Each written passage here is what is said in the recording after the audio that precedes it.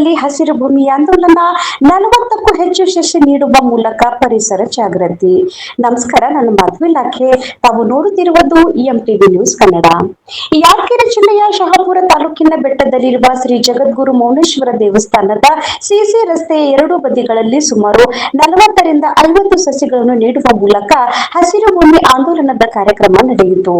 ಮಾನವ ಸಮಾಜದ ಅಭಿವೃದ್ಧಿಗೆ ಗಿಡಮರಗಳನ್ನು ಸಂರಕ್ಷಿಸುವುದು ಅಗತ್ಯವಾಗಿದೆ ಎಂದು ಶಿಕ್ಷಕ ಸೂರ್ಯಕಾಂತ್ ಪತ್ತಾರ್ ಹೇಳಿದರು.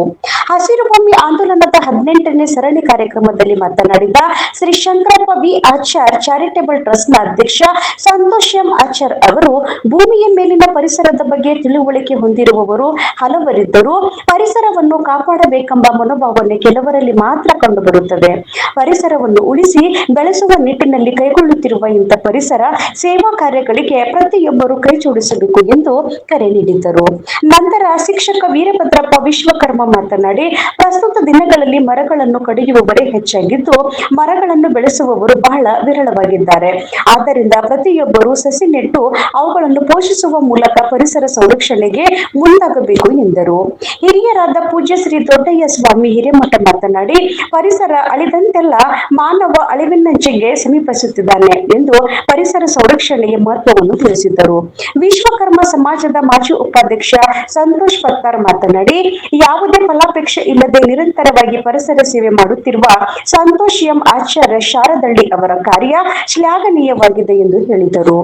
ಕಾರ್ಯಕ್ರಮದಲ್ಲಿ ದೇವೇಂದ್ರಪ್ಪ ಎಸ್ ಕನ್ಯಾಕೋಳೂರ್, ವೀರೇಶ್ ವಿಶ್ವಕರ್ಮ ಹಳಿಪೇಟೆ, ಮನೋಹರ್ ಸಿ ಆಚಾರ್ಯ ಸಗರ್, ಮಲ್ಲಯ್ಯ ಸ್ವಾಮಿ, ಭೀಮಣ್ಣ ಡಿ ವಿಶ್ವಕರ್ಮ ಸಗರ್, ಮಲ್ಲಿಕಾರ್ಜುನ್ ಬಿರಾದರ್ ಹಯ್ಯ, ಸಿದ್ದು ಗುಂಡುಗುರ್ತಿ, ಬಾಲರಾಜ್ ಎಂ ವಿಶ್ವಕರ್ಮ ಅರಳಗುಂಡಗಿ, ಕು ಸಮೃದ್ಧ ಎಸ್ ಆಚಾರ್ಯ ಸೇರಿದಂತೆ ಅನೇಕರು ಉಪಸ್ಥಿತರಿದ್ದರು. ವರದಿ ದೇವೇಂದ್ರ ವಿಶ್ವಕರ್ಮ, ಎಂಟಿವಿ ನ್ಯೂಸ್ ಕನ್ನಡ, ಹುಣಸಗಿ. ನಿರಂತರ ಸುದ್ದಿ ಹಾಗೂ ಜಾಹೀರಾತುಗಳಿಗಾಗಿ ಎಂಟಿವಿ ಕನ್ನಡ ನ್ಯೂಸ್ ಅನ್ನ ಲೈಕ್, ಶೇರ್ ಮತ್ತು ಸಬ್ಸ್ಕ್ರೈಬ್ ಮಾಡಿ. ಧನ್ಯವಾದಗಳು. ನನ್ನ ಜೀವನ ಇರೋವರೆಗೂ, ಯಾಕಂದ್ರೆ 100 ವರ್ಷ ಬದುಕಲು ಮುಖ್ಯ ಅಲ್ಲ, ನಮ್ಮ ಜೀವನ ಇರುವವರೆಗೂ ಇರುವಷ್ಟರಲ್ಲೇ 100 ವರ್ಷ ಕೆಲಸ ಮಾಡಬೇಕು. 100 ವರ್ಷ ಬದುಕಲು ಮುಖ್ಯ ಅಲ್ಲ, ನಮ್ಮ ಜೀವನ ಎಷ್ಟು ವರ್ಷ ಇರುತ್ತೋ ಅಷ್ಟರಲ್ಲೇ 100 ವರ್ಷ ಕೆಲಸ ಮಾಡಿ ಮುಗಿಸ್ಬೇಕು. ಅಂಥ ಕೆಲಸ ನಾವು ಮಾಡೋಕ್ಕೆ ಪ್ರಯತ್ನ ಮಾಡ್ಲಿಕ್ಕೆ ಅಂತೇಳಿ ತಮ್ಮೆಲ್ಲರಿಗೆ ವಂದಿಸಿ ನನ್ನ ಮಾತನ್ನು ಮುಗಿಸಿದ್ದೇನೆ. ಜೈ ಹಿಂದ್, ಜೈ ಕನ್ನಡ. ಇವರು ನಮ್ಮ ಗುರುಗಳೇ, ಹಿರಿಯರೇ, ನಮ್ಮ ಸಾಗರದ ಮೌನೇಶ್ ಆಚಾರ್ಯವರೇ, ಕಾಳಿಕಾದೇವಿ ದೇವಸ್ಥಾನದ ಮೌನೇಶ್ ಆಚಾರ್ಯವರೇ, ಮತ್ತೆಲ್ಲ ನನ್ನ ಬಂಧು ಮಿತ್ರರೇ, ನಿಜವಾಗ್ಲೂ ಬೆಳೆ ನಿಮ್ಮ ದಾನ, ಬೆಳೆ ನಿಮ್ಮ ದಾನ, ಸುಳಿದು ಸೂಸುವ ಗಾಳಿಯು ನಿಮ್ಮ ದಾನ, ಇದನ್ನುಂದು ಅನ್ಯರಿಗೆ ಹೊಗಳುವ ಪುಣ್ಯಗಳ ಕಾರಣ ರಾಮನಾಥ ಎನ್ನುವಂಥ ಈ ಒಂದು ದೇವರ ದಾಶಿಮಯ್ಯನವರ ವಚನ ನೆನಪುತ್ತಾ ಇದೆ. ನಿಜವಾಗ್ಲೂ ಎಷ್ಟೋ ಜನ ಭಗವಂತ ಕೊಟ್ಟಿರ್ತಕ್ಕಂಥ ಈ ಸೃಷ್ಟಿಯನ್ನು ಅನುಭವಿಸಿ ಯಾರ್ಯಾರೋ ಏನೇನೋ ಬೇರೆಯವ್ರ ಬಗ್ಗೆ ಮಾತಾಡ್ತಕ್ಕಂಥ ಈ ಪ್ರಪಂಚದಲ್ಲಿ ನಿಜವಾಗ್ಲೂ ನಮ್ಮ ಸಂತೋಷ್ ಆಚಾರ್ಯರು ಮಾಡ್ತಕ್ಕಂಥ ಸೇವೆ, ಸಮಾಜ ಸೇವೆ ಶ್ಲಾಘನೀಯ ಅಂತ ನಾವು ಈ ಸಂದರ್ಭದಲ್ಲಿ ಅವ್ರನ್ನ ಸ್ಮರಿಸ್ಬೋದು. ಯಾಕಂತ ಕೇಳಿದರೆ ಇವತ್ತು ನಾವು ಅವ್ರದ್ದು ಪತ್ರಿಕೆಯಲ್ಲಿ ಓದ್ತಾ ಇದ್ದೀವಿ ಮತ್ತು ವ್ಯಾಟ್ಸಪ್ ಸಂದೇಶಗಳಲ್ಲಿ ಕೂಡ ಸಾಕಷ್ಟು ಅವ್ರ ಕಾರ್ಯಕ್ರಮಗಳನ್ನು ನಾವು ನೋಡ್ತಾ ಇರ್ತೇವೆ.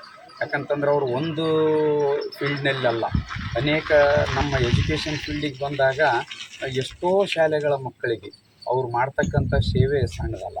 ಯಾಕಂತಂದರೆ ಅವರು ಅನೇಕ ಹಳ್ಳಿಗಳ ಮಕ್ಕಳಿಗೆ ಪೆನ್ ಕೊಡೋದಾಗಲಿ, ಪುಸ್ತಕ ಕಾಪಿಗಳನ್ನು ಕೊಡೋದಾಗಲಿ, ಇಂಥ ಅನೇಕ ಒಂದು ಬಡ ಮಕ್ಕಳಿಗೆ ಏಳಿಗೆಗಾಗಿ ಅವರು ಕೂಡ ಶ್ರಮಿಸ್ತಾ ಇದ್ದಾರೆ ಅಂತಂದ್ರೆ ಅದು ನಮ್ಮ ಸಮಾಜದ ಹೆಮ್ಮೆ ಅಂತ ಹೇಳ್ಬೋದು. ನಿಜವಾಗ್ಲೂ ಇವತ್ತು ಪರಿಸರ ಏನಾಗಿದೆ ಅಂತಂದರೆ ಪ್ರತಿಯೊಬ್ಬರು ಗಿಡಗಳನ್ನು ಕಡಿಯುವವರೇ ಅದಾರೆ, ಆದ್ರೆ ಹಚ್ಚುವವರು ಯಾರೂ ಇಲ್ಲ. ಅಂಥ ಒಂದು ಸುದಿಗ್ನ ಒಂದು ಇದರಲ್ಲಿ ನಾವು ಇದ್ದೀವಿ. ಇಂಥ ಒಂದು ಪರಿಸರ ಹಿಂಗಿದೆ ಅಂತ ತಿಳಿದೆ ನಾವು 2020, 2021, 2022ರಲ್ಲಿ ಕೊರೋನಾ ಅಂತಕ್ಕಂಥ ಒಂದು ವಾತಾವರಣವನ್ನು ನಾವು ಅನುಭವಿಸಿದ್ವಿ. ಎಷ್ಟೋ ಜೀವಿಗಳು ಕೂಡ ತಮ್ಮ ಪ್ರಾಣವನ್ನೇ ತೆತ್ತರು. ಅದಕ್ಕಂಥ ಒಂದು ಆಮ್ಲಜನಕ ಇರಲಾರ್ದಂಥ ಸಂದರ್ಭದಲ್ಲಿ ನಾವು ಇವತ್ತೇನಪ್ಪ ಅಂತಂದ್ರೆ ಆಮ್ಲಜನಕವನ್ನು ಮೂಗಿಗೆ ಹಚ್ಕೊಂಡು ನಾವು ಅದರಲ್ಲಿಂದ ಬದುಕಿದಂಥ ಉದಾಹರಣೆಗಳು ನಾವೆಲ್ಲರೂ ಈ ಕಾರ್ಯಕ್ರಮದಲ್ಲಿ ಭಾಗವಾಗಿವಿ ಅಂತಂದ್ರೆ ಮೌನೇಶ್ವರರ ಪುಣ್ಯ ಅಂತ ಅನ್ನಿಸ್ತದೆ. ಎಷ್ಟೋ ಜನ ನಮ್ಮ ಕಣ್ಣೆದರೆ ನಮ್ಮ ಆತ್ಮೀಯರು, ಬಂಧು ಬಳಗದವರಾಗಿರ್ಬೋದು, ಫ್ರೆಂಡ್ ಸರ್ಕಲ್ ಅನೇಕ ಜನನ ನಾವು ಕಳ್ಕೊಂಡಿವಿ. ಯಾಕಂತಂದ್ರೆ ಮುಂದೊಂದು ದಿನ ನಮ್ಮ ಸೈನ್ಸ್ದಲ್ಲಿ ನಾವು ನೋಡ್ತಾ ಇರ್ತೀವಿ, ಮುಂದೊಂದು ದಿನ ಎಲ್ಲಿ ಆಕ್ಸಿಜನ್ ಕೊಳ್ಳಿಗೆ ಬೆನ್ನಿಗೆ ಕಟ್ಕೊಂಡು ಆಕ್ಸಿಜನ್ ಬರುವಂಥ ಕಾಲನೂ ಕೂಡ ಏನು ಸಮೀಪಿಸ್ತಾ ಇದೆ ಅಂತ ನಾವು ಅಂದ್ಕೊತೀವಿ. ಯಾಕಂತಂದ್ರೆ ಈ ರೀತಿ ಪರಿಸರ ಹಾಳಾದರೆ ಅದಕ್ಕೆ ಇಂಥ ಸಂತೋಷ ಆಚಾರ್ಯ ಅಂಥವ್ರು ನಾವೆಲ್ಲರೂ ಆಗಬೇಕಾಗಿದೆ. ಯಾಕಂದ್ರೆ ಪ್ರತಿಯೊಬ್ಬರು 1-2 ಗಿಡ ನೆಟ್ಟರೆ ಮತ್ತು ಪರಿಸರದಲ್ಲಿ ಅಂತಂತಂದ್ರೆ ಉತ್ತಮವಾದಂಥ ಒಂದು ನಿಸರ್ಗ ಮತ್ತು ಮರು ಸೃಷ್ಟಿಸ್ಬೋದು. ಅದಕ್ಕೋಸ್ಕರವಾಗಿ ಇವತ್ತು ಅವ್ರ ಕಾರ್ಯ ನೋಡಿ ನನಗೆ ಭಾಳ ಖುಷಿ ಅನ್ನಿಸ್ತು. ನಮ್ಮ ಇವರು ಗಂಗಾಧರ್ ಅವರು ಮತ್ತು ಈರಣ್ಣವರು ಫೋನ್ ಮಾಡಿದರು ಮುಂಜಾನೆ, ಹಿಂಗ್ರಿ ನಮ್ಮ ಸಂತೋಷಾಚಾರ್ಯ ಅವರು ಹಿಂಗೆ ಗಿಡ ತಂದಿದ್ದಾರೆ, ನಮ್ಮ ಮೌನೇಶ್ವರ ಗುಡಿಗೆ ಇದು ಮಾಡ್ಲಿಕ್ಕತ್ತಾರ, ರೋಡ್ ಆಗ್ಯದ ಈಗ ಹೊಸ್ದಾಗೆ. ನನಗೆ ಭಾಳ ಖುಷಿ ಆಯಿತು. ಎಲ್ಲಿದ್ರಿ ಸರ್ ಬರ್ತೀರಿ ಅಂದ್ರೆ ಅಂತ. ಎನಿ ಕಂಡೀಷನ್ ರೀ, ನಾವು ಇವತ್ತು ಸಂಡೇ ಅದ ಫ್ರೀ ಇನ್ನು ಬರ್ತೀನಿ ರೀ ಅಂತಂದು. ಹಿಂಗಾಗಿ ಅದಕ್ಕೆ ನಾನು ಈ ಕಾರ್ಯಕ್ರಮಕ್ಕೆ ನಿಜವಾಗ್ಲೂ ಅವ್ರು ಹೇಳಿದ್ರಲ್ಲ ಅವ್ರಿಗೆ ಮೊದಲು ನಾನು ಕೃತಜ್ಞತೆಯನ್ನು ಸಲ್ಲಿಸ್ತೀನಿ ನಿಜವಾಗ್ಲೂ ಹೇಳ್ಬೇಕಾದ್ರೆ. ಅದಕ್ಕೆ ನಾವು ಸಂತೋಷಾಚಾರ್ಯ ಅವ್ರಿಗೆ ಈಗ ಒಂದು ಮಾತನ್ನು ಕೊಡ್ತೀವಿ. ನಾವು ಅವ್ರ ಕಾರ್ಯಕ್ರಮಗಳು ಏನೇ ಇರಲಿ, ಯಾವಾಗೇ ಕರೀಲಿ, ನಾವು ಎನಿ ಟೈಮ್ ಏನಪ್ಪ ಅಂತಂದ್ರೆ ಬಿಡುವು ಮಾಡಿಕೊಂಡು ನಮ್ಮ ಕಾರ್ಯಕ್ರಮಕ್ಕೆ ನಾವು ಬರ್ತೀವಿ, ನಿಮ್ಮ ಕೈಗೆ ನಾವು ಜೋಡಿಸ್ತೀವಿ ಅಂತ ತಿಳಿದು ಈ ಸಂದರ್ಭದಲ್ಲಿ ಹೇಳ್ತಾ ಒಂದೆರಡು ಮಾತಾಡ್ಲಿಕ್ಕೆ ಅವಕಾಶ ಕೊಟ್ಟಿರ್ತಕ್ಕಂಥ ತಮ್ಮೆಲ್ಲರಿಗೂ ನಾನು ಹೃದಯಪೂರ್ವಕವಾದಂಥ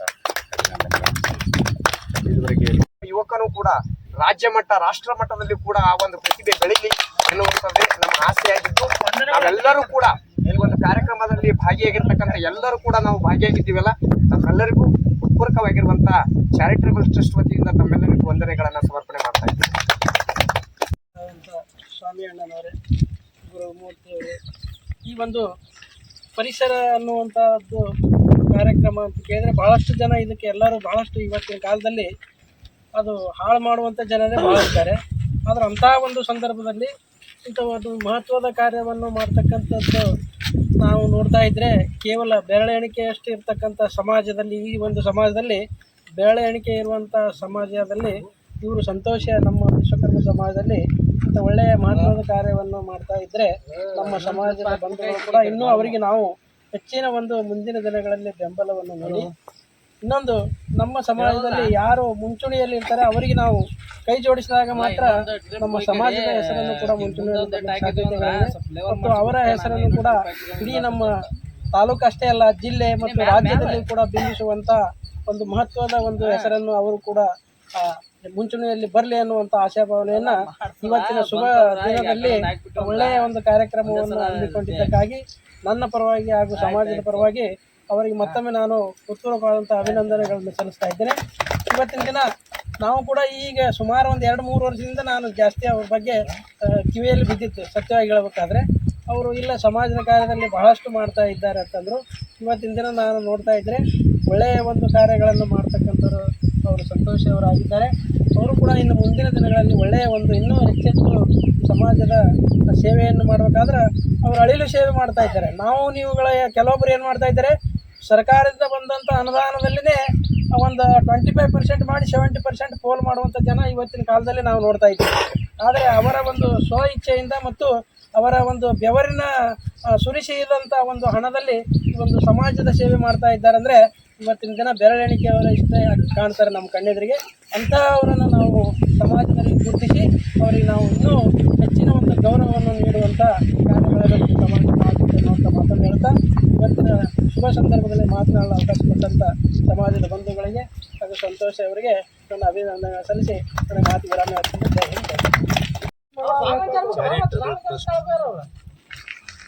ಶ್ರೀ ಶಾರದಹಳ್ಳಿ ಅವರ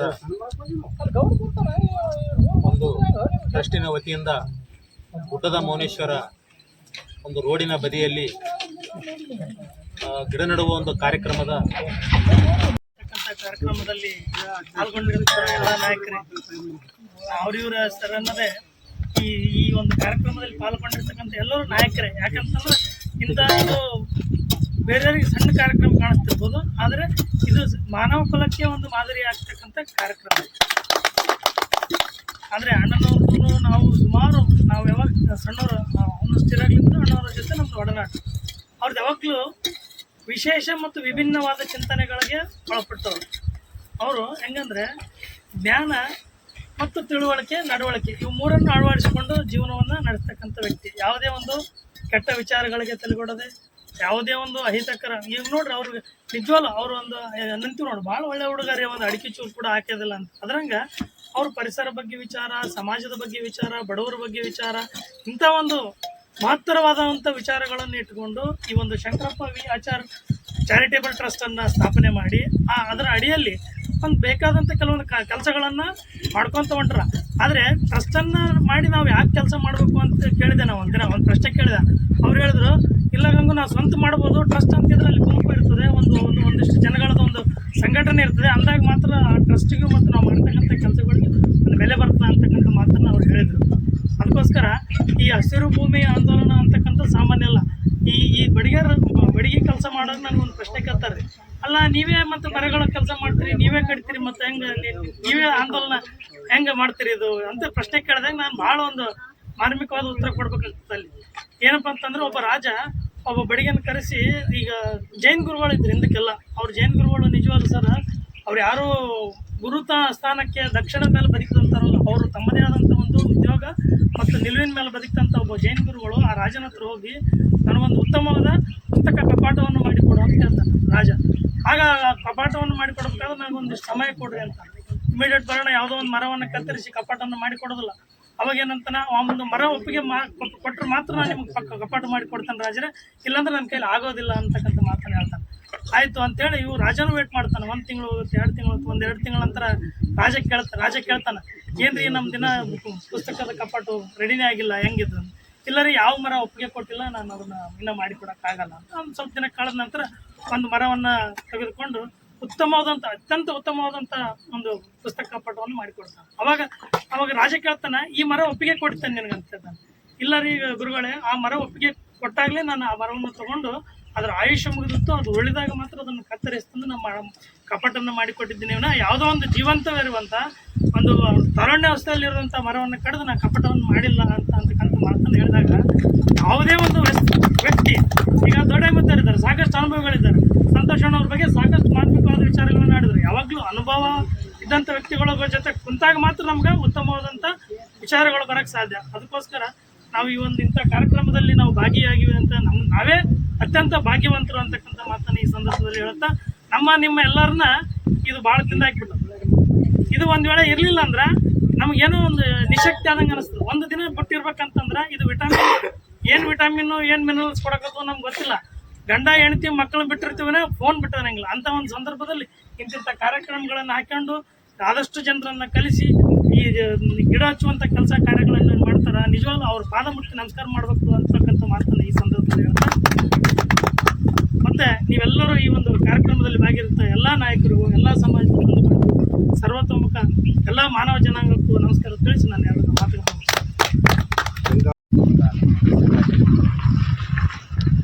ಹೆಸರೇ ಸೂಚಿಸಿದಂಗೆ ವಿಶ್ವ ಕರ್ಮ ಅಂದ್ರೆ ಮಾಡು, ಜಗತ್ತನ್ನು ಮಾಡು, ಮಾಡು ಏನು ಮಾಡು. ಅದರಿಂದ ಆ ವಿಶ್ವಕರ್ಮ ಸಮಾಜದಲ್ಲಿ ಹುಟ್ಟಿದಂಥ ಅದು ನಮ್ಮೂರಿನ ಹುಡುಗ, ನಮಗೆ ಎಷ್ಟು ಹೆಮ್ಮೆ ಆಗ್ತದೆ ಅಂತ ಅವ್ನ ಬಗ್ಗೆ ಏನು ಹೇಳಿದ್ರು ಕಡಿಮೆನೆ.